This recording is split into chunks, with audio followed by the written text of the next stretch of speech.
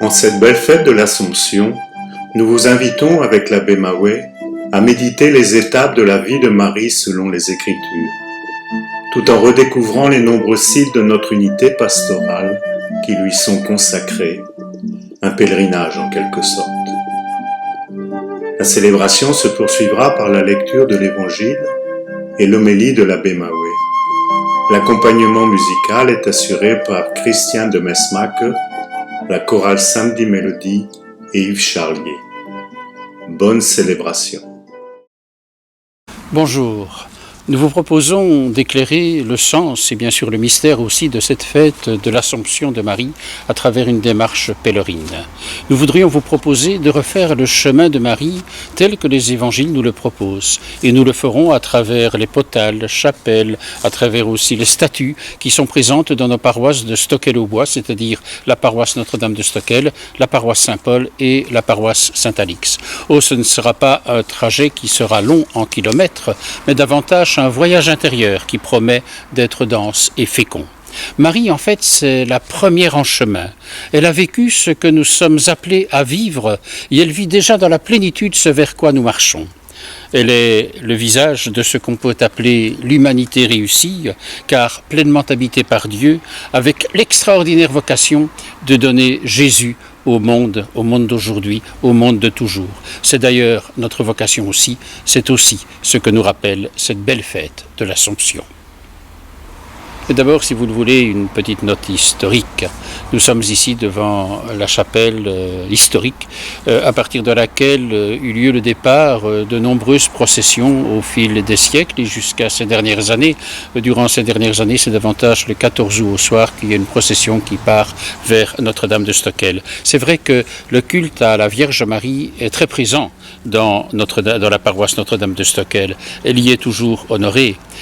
Au temps du Concile Vatican II, c'est-à-dire durant les années 60, la belle petite église de Notre-Dame de Stockel était devenue trop petite. De style qu'on pourrait qualifier de Brabançon, cette église fut démolie au moment où l'on construisit une nouvelle église dont la première pierre a été posée le 1er septembre 1962. Le verre et le béton dominent dans cette nouvelle église, au style résolument moderne, avec un aménagement intérieur qu'on voulut en phase avec les nouvelles orientations liturgiques du Concile Vatican II. Aujourd'hui, la petite chapelle accueille les pèlerins et les priants qui veulent s'y recueillir. Il y a aussi la grande église et puis ce qu'on appelle l'église du bas qui accueille les célébrations, tant francophones que néerlandophones. À Stockel, le passé témoigne du culte qui s'est toujours développé à Marie. Alors aujourd'hui, les paroisses Saint-Alix et Saint-Paul forment, avec la paroisse Notre-Dame de Stockel, l'unité pastorale de Stockel-au-Bois. On y retrouve en fait les limites territoriales qui furent celles de Notre-Dame de Stockel avant l'urbanisation.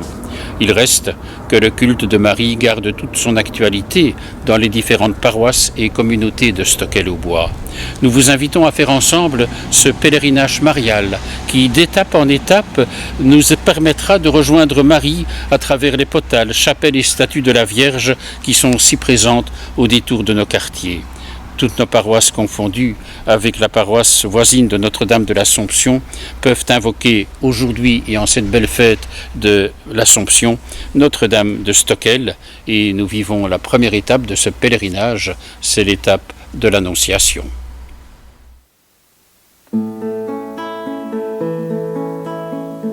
La première en chemin, Marie, tu nous entraînes à risquer notre oui aux imprévus de Dieu.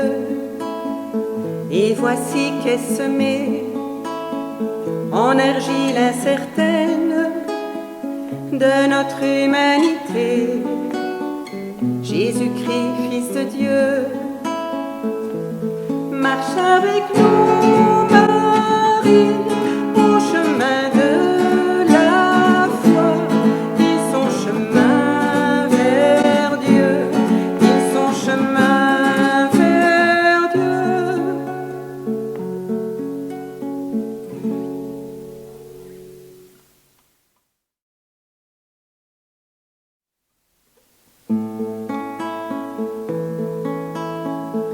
la première en chemin.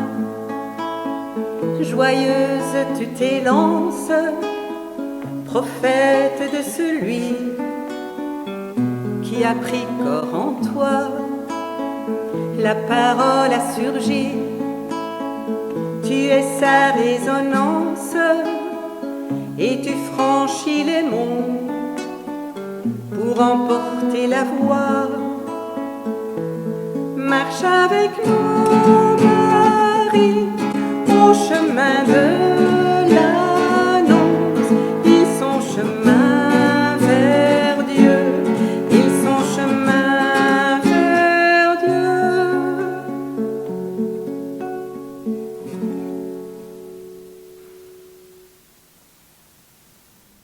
Première étape, l'annonciation à Marie. Ne crains pas, Marie, tu as trouvé grâce auprès de Dieu.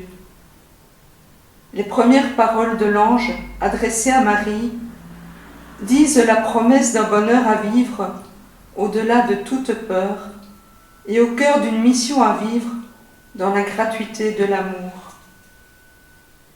À la seule question posée par Marie, comment cela va-t-il se faire?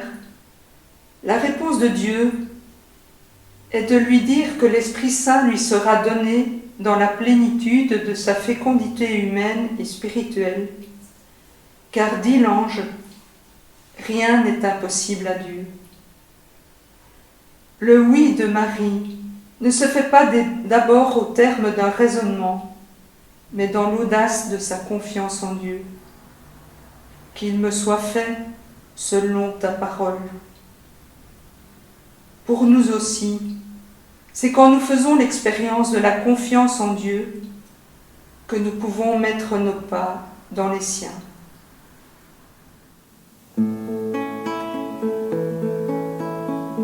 La première en chemin, tu provoques le signe et l'heure pour Jésus de se manifester. Tout ce qu'il vous dira, faites-le et vos vignes, sans saveur et sans fruit, en sont renouvelées. Marche avec nous, Marie, au chemin de l'écoute. Ils sont chemin vers Dieu, ils sont chemin vers Dieu.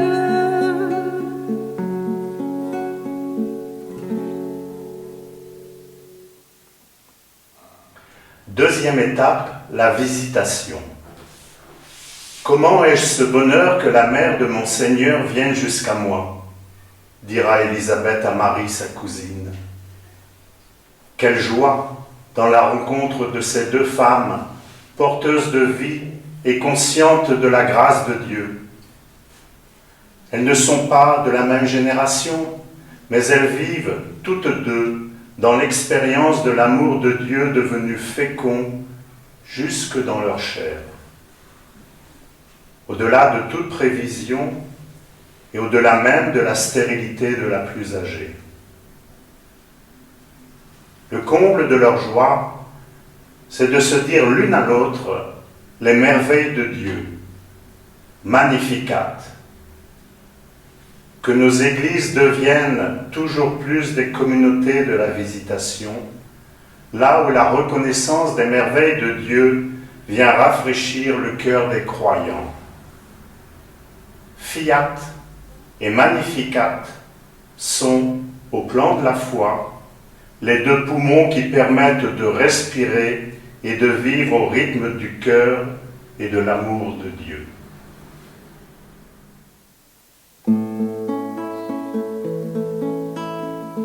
La première en chemin, pour suivre au Golgotha le Fils de ton amour, que tous condamnés, tu te tiens là debout, au plus près de la croix, pour recueillir la vie de son cœur transpercé.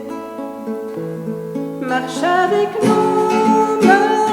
Marie, sur nos chemins de croix, ils sont chemin vers Dieu, ils sont chemin vers Dieu.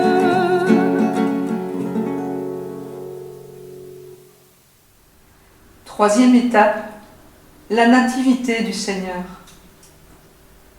Ce n'étaient sans doute pas les meilleures conditions pour un accouchement. En effet, le recensement et le déplacement vers Bethléem mettaient le jeune couple de Marie et Joseph dans une situation de grande précarité. Dieu n'aurait-il pas pu s'arranger pour que l'entrée en humanité de Jésus, le Christ, se fasse dans de meilleures conditions? Je crois que Jésus a voulu partager notre humanité jusque-là. Car Noël, c'est l'incarnation en pleine pâte humaine. Les circonstances ont fait que les bergers et les mages ont été les premiers visiteurs à la crèche de la Nativité. Il y a ceux qui viennent de près et il y a ceux qui viennent de loin. Il y a les pauvres et il y a les riches. Il y a la fragilité d'une situation qui permet la transparence de l'amour. Noël, Dieu fait son entrée en humanité à travers tous les chemins de la pauvreté, mais aussi de l'exil. Pour échapper au pouvoir sanguinaire d'Hérode, la fuite en Égypte sera le détour obligé avant de revenir à Nazareth sur des terres plus hospitalières.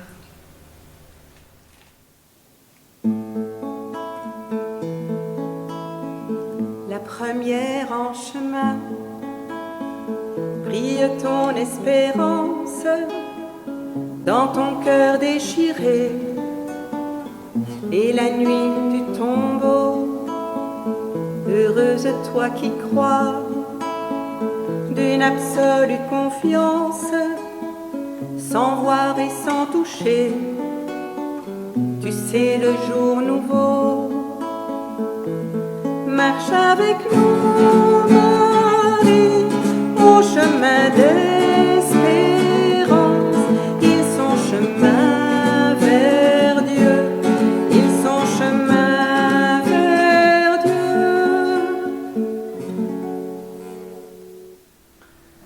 Quatrième étape, Jésus au temple de Jérusalem. Marie et Joseph ont fait l'expérience de ce que le métier de parent comporte comme dose d'inquiétude. Sans doute aussi faisaient-ils, comme beaucoup d'autres croyants, le pèlerinage de Jérusalem pour participer à la vie de la communauté et inscrire leur histoire familiale dans une belle relation avec Dieu. Jésus vivait certainement dans une familiarité avec l'Écriture, la Torah juive, familiarité qui étonnait ses contemporains et particulièrement les spécialistes et théologiens de son temps. Malgré son jeune âge, 12 ans, Jésus s'est retrouvé au milieu d'eux, au point d'oublier de reprendre le chemin du retour avec ses parents dans la caravane qui retournait à Nazareth. Certes, Marie et Joseph ont retrouvé Jésus après une journée de marche en son absence. Leur inquiétude était bien compréhensible et signe de beaucoup d'amour. Nous aussi, demandons-nous si Jésus est bien présent dans la caravane de notre vie et du monde.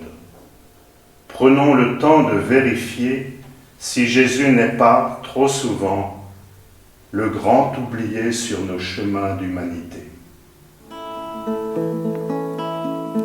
La première en chemin, avec l'Église en marche, dès le commencement, tu appelles l'Esprit en ce monde aujourd'hui, assure notre marche, que grandisse le corps de ton Fils Jésus-Christ. marche avec nous, Marie, au chemin de ce monde. Ils sont chemin vers Dieu, ils sont chemin vers Dieu.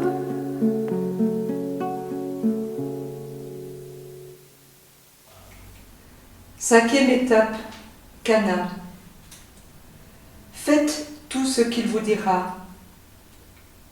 Ces paroles de Marie peuvent rester gravées dans le cœur de tous les croyants. Marie, avec Jésus et ses disciples, avait été invitée aux noces de Cana. Et Marie se fit l'ambassadrice du maître du repas, constatant que le vin vint à manquer. Faut-il que Jésus s'occupe des affaires de l'intendance ? Ce n'est pas d'abord de cela qu'il s'agit. L'événement de Cana, en effet, nous invite à reconnaître que l'alliance est au cœur de la foi. Déjà, le vin des noces préfigure le vin de la nouvelle alliance. En réponse à la requête de Marie, sa mère, Jésus ne demande qu'une chose: remplissez d'eau ces jarres. C'est souvent dans la simplicité de nos pauvres moyens humains que l'œuvre de Dieu se réalise. Et Marie le sait. C'est pourquoi sa demande à son fils va bien au-delà de ce qui préoccupe le maître du repas. Marie sait que ces noces de Cana sont déjà le signe du don que Jésus fera de sa vie et dont il veut nous combler. À Cana, un nouveau monde est déjà né, dans l'amour et l'abondance de l'amour.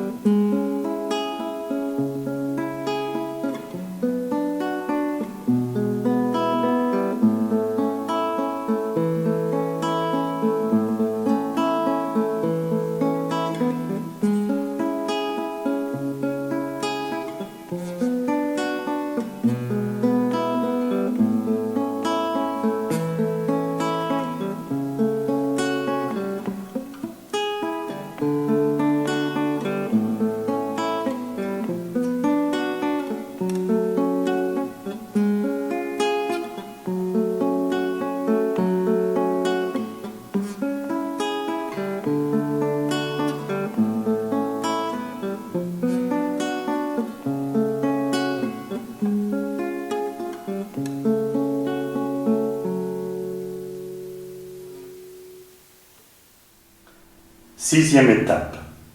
Qui est ma mère ? On annonce à Jésus que Marie, sa mère, et des membres de sa famille le recherchent.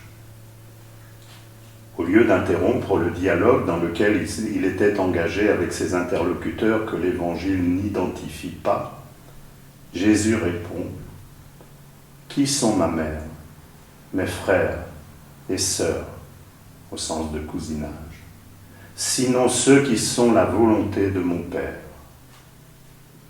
Si Marie a pu accueillir ce qui pourrait, à la limite, apparaître comme une injure, c'est qu'elle sait que faire la volonté de Dieu est au cœur de la mission de son Fils et que cela même fonde la vraie famille de Dieu.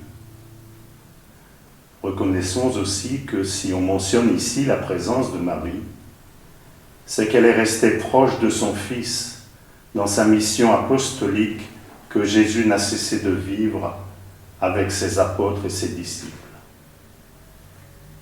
Marie est restée proche et présente à toutes les étapes de la vie de Jésus.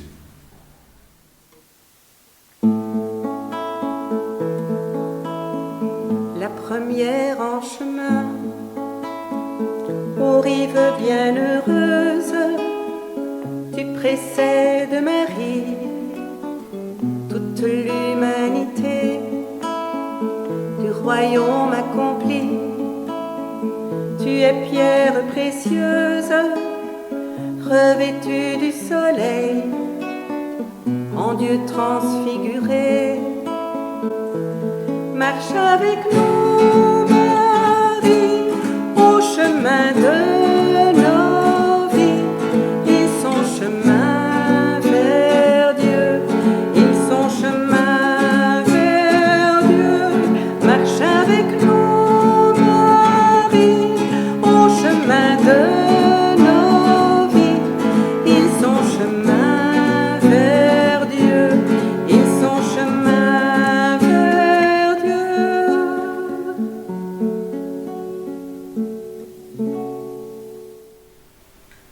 7e étape, Marie au pied de la croix. Voici Marie, présente et impuissante. Qu'y a-t-il de plus douloureux pour une mère que de voir son fils souffrir jusqu'à mourir? Marie a fait tout le chemin avec Jésus depuis le début et jusqu'au bout.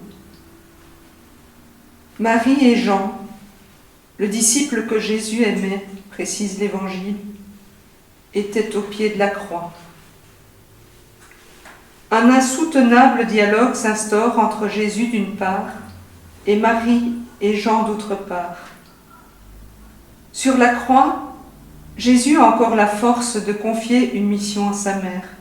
« Voici ton fils », mais aussi à Jean, « Voici ta mère ». Les voici invités à faire que la croix du Christ ne soit pas un terminus. Certes, la mort de Jésus devient la brèche ouverte sur la lumière de la résurrection. Mais sa mort est aussi le temps venu pour une ultime mission donnée à Marie, qui est de veiller sur l'Église et sur la communauté des disciples. Merci Marie d'être ainsi notre mère, et nous savons que nous pouvons compter sur toi. 8e étape, Marie au Cénacle à la Pentecôte. La mort de Jésus et sa résurrection ne mettent pas fin à la mission de Marie, sa mère. Elle reste bien présente avec les apôtres et disciples, et nous la retrouvons avec eux au Cénacle de Jérusalem. Sa présence nous est relatée au début du livre des Actes des Apôtres, qui est le seul passage qui ne soit pas dans les 4 évangiles canoniques et dans lequel la présence de Marie est signalée. C'est la prière qui les réunit, dans la mémoire de tout ce qu'ils ont vécu avec Jésus durant toute sa vie publique et pour Marie, depuis le tout début que fut l'Annonciation. Ce qui est remarquable quand on refait le chemin de Marie à travers le Nouveau Testament, c'est que la présence de l'Esprit Saint est signalée au premier passage que fut l'Annonciation et à la dernière mention de Marie à la Pentecôte dans les Actes des Apôtres. Marie vit vraiment dans le souffle et en communion avec l'Esprit qui l'habite. C'est la plénitude de l'amour de Dieu qui ne l'a jamais quittée. Que la prière de Marie rejoigne notre prière pour qu'à toutes les étapes de ce pèlerinage et surtout de notre vie, nous puissions lui redire Notre-Dame de Stockel, que nous pouvons aussi invoquer sous le vocable de Notre-Dame de Stockel au bois, priez pour nous. L'ange du Seigneur porta l'annonce à Marie. Et elle a conçu du Saint-Esprit. Je te salue, Marie, comblée de grâce.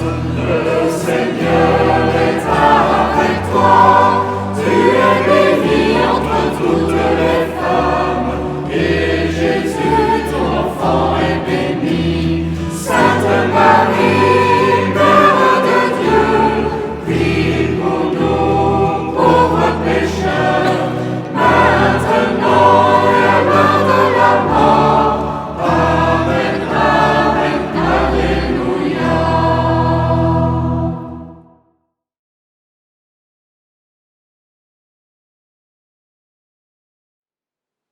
Au terme de ce pèlerinage marial à travers les paroisses de Stockel-au-Bois, nous voici rassemblés pour nous mettre à l'écoute de l'évangile de cette belle fête de l'Assomption.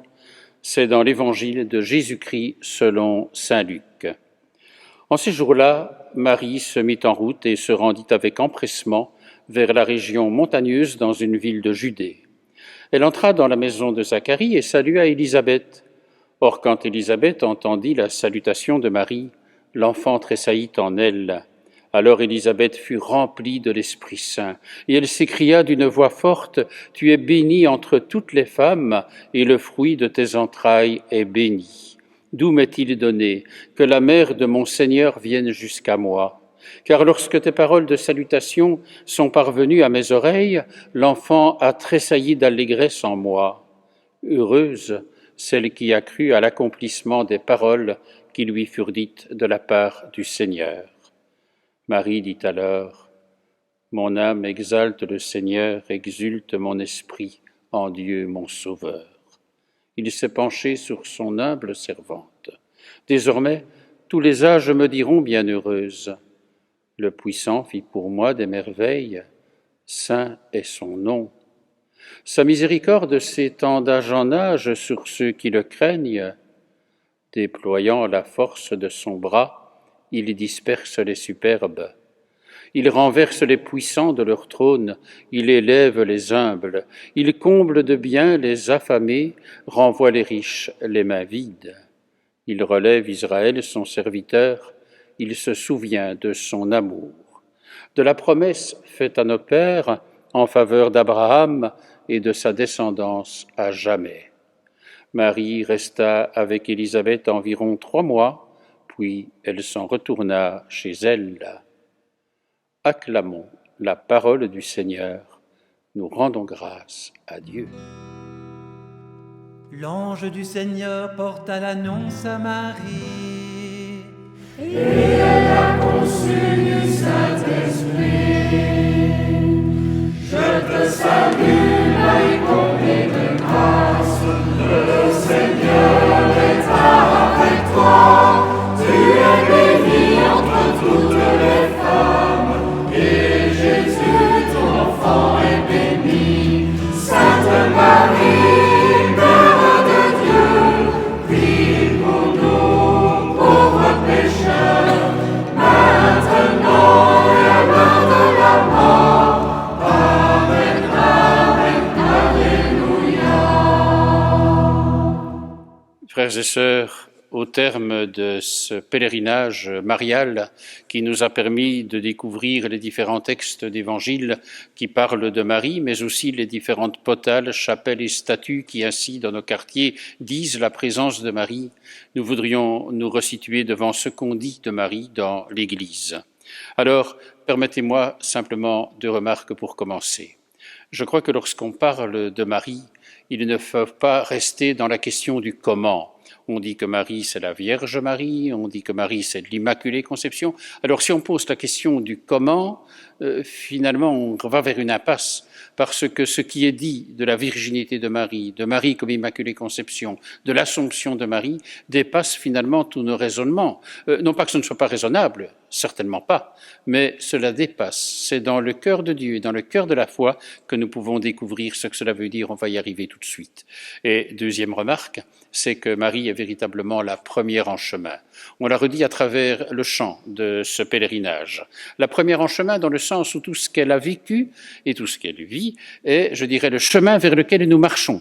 Elle nous précède en quelque sorte. Et donc la première en chemin, c'est véritablement ce qu'est Marie. Alors que dire encore de Marie ? Par contre, de dire certainement qu'elle est femme, qu'elle est épouse, qu'elle est mère, qu'elle est croyante.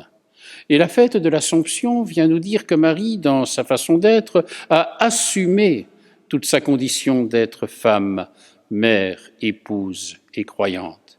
Et même plus, que Dieu lui-même a assumé en elle toute sa vocation de femme, de mère, d'épouse et de croyante. Alors quand nous regardons Marie, l'Église nous dit qu'elle est vierge, que c'est l'Immaculée Conception et qu'elle est déjà pleinement dans l'éternité de Dieu. Alors, qu'est-ce que cela veut dire aujourd'hui? Par exemple, qu'elle est vierge, je crois que cela veut nous dire qu'elle est pleinement donnée à Dieu. Elle est totalement disponible à la volonté de Dieu, dans une transparence de l'amour de Dieu. Alors, cela ne veut pas dire que Joseph n'a pas sa place, que les proches qui sont ceux de sa famille n'ont pas leur place. L'Évangile est là pour l'attester. Mais il y a en Marie une plénitude de la vie de Dieu qu'elle assume pleinement. Et on dit cela à travers, finalement, la Vierge Marie. Et puis on dit aussi qu'elle est l'Immaculée Conception. En fait, il y a une belle parole qui est dite dans la prière du « Je vous salue Marie » et qui nous dit que Marie est pleine de grâce. Eh bien, c'est un petit peu cela finalement. Dieu reconnaît en elle qu'elle est véritablement celle qui a dit oui, son fiat, son magnificat, et qu'elle n'a pas été touchée par le péché comme nous le sommes. Mais de nouveau, la première en chemin, nous aussi, nous marchons vers une plénitude de grâce qui fera qu'en nous aussi le péché est vaincu. Et en ce sens, Marie, dans son immaculée conception, est celle qui finalement a été préservée de ce qu'est le péché, mais en reconnaissant qu'il y a en nous aussi et en chacun de nous quelque chose déjà qui est immaculé de conception et qui dit déjà finalement le chemin vers lequel nous marchons. Et puis alors la fête de l'Assomption, les orientaux parleront davantage de la Dormition. Eh bien c'est finalement, oui, Marie qui assume, Assomption, assumée dans la plénitude de l'amour de Dieu. C'est cela qu'est la belle fête de l'Assomption que nous avons voulu redécouvrir. Et si Marie est fort liée au pèlerinage, c'est bien compréhensible, car nous sommes tous pèlerins d'humanité en marche avec et vers elle pour redécouvrir ce qu'est l'humanité réussie, entre guillemets, c'est-à-dire une vie pleinement et totalement donnée à Dieu. Amen. Au moment de conclure, permettez-moi de faire allusion à la liturgie du 20e dimanche du temps ordinaire qui, cette année, se célébrera le lendemain de la fête de l'Assomption. Simplement pour vous dire que l'Évangile qui dit la guérison de la fille de la Cananéenne venant vers Jésus est déjà là pour nous montrer que Jésus a pris conscience en quelque sorte dans sa profonde humanité qu'il était, je dirais, pour tous, pas seulement pour les brebis perdues d'Israël, mais véritablement pour l'humanité entière. Que cela soit source de joie aussi en cette fête de l'Assomption, car c'est toute l'humanité qui se trouve concernée par ce que nous célébrons de Marie, Vierge et Mère. Seigneur, tu t'es penché sur ton humble servante, la bienheureuse Vierge Marie. Tu lui as donné la grâce et l'honneur de devenir la mère de ton Fils unique, et tu l'as couronnée en ce jour d'une gloire sans pareille. À sa prière, accorde-nous, puisque nous sommes rachetés et sauvés, d'être élevés avec elle dans ta gloire. Nous te le demandons par Jésus le Christ, notre Seigneur. Amen. Et nous voulons conclure par la bénédiction un peu plus solennelle en ce jour de l'Assomption, et puis de terminer avec un chant, le Salve Regina, tellement bien connu dans beaucoup de communautés religieuses, monastiques et autres, mais aussi dans les communautés chrétiennes, un chant qui s'est rassemblé pour pouvoir prier Marie. Mais avant cela, recevons cette bénédiction qui nous dit, oui, le Seigneur nous dit du bien pour que nous soyons encouragés sur ces chemins de pèlerinage que nous avons vécus et que nous avons à poursuivre. Dieu a voulu sauver l'homme par son Fils. Il a choisi la Vierge Marie pour la mettre au monde, qu'il vous envoie d'en haut toute grâce. Amen. Qu'il vous donne d'aimer cette Vierge sainte, qu'elle soit tout près de vous, enfant de Dieu, celle qui nous a donné l'auteur de la vie. Amen. Elle est tout près de son Fils. Fêtons-la tous ensemble, demeurons dans la joie de son cantique d'action de grâce. Le Seigneur bénit les fils de sa servante. Amen. Et qu'ainsi, dans sa grande tendresse, le Seigneur nous bénisse et qu'il nous garde, lui qui est Père, Fils et Saint-Esprit. Amen. En remerciant tous ceux qui ont participé à la réalisation de ce pèlerinage de Stockel-au-Bois, je voudrais vous inviter à nous unir par ce chant Salve Regina. Bonne fête de l'Assomption. Amen. Salve Regina, Mater misericordiae, vita dulcedo, et spes nostra salve. A te clamamus, exules filii Eve, a te suspiramus, gementes et flentes in ac lacrimarum vale. Et Iesum benedictus fructum ventris tuis, nobis post exilium ostende. O clemens, O pia, O dulcis Virgo Maria.